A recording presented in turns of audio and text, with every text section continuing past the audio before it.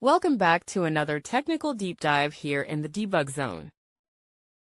Today we're tackling a big question and breaking it down with insights from other users. Hopefully this clears up some misconceptions and helps you get the answer you need. So buckle up, stay a little curious, and let's jump right in.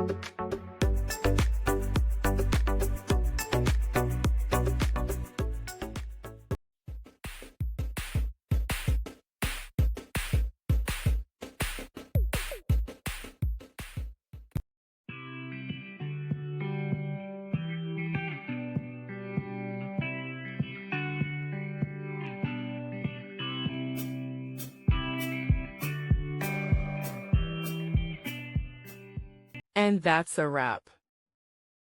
I hope you found the answer you were looking for. If you did, take a second to hit that subscribe button. It really helps out. And let me know in the comments which solution worked best for you. See you next time in the debug zone.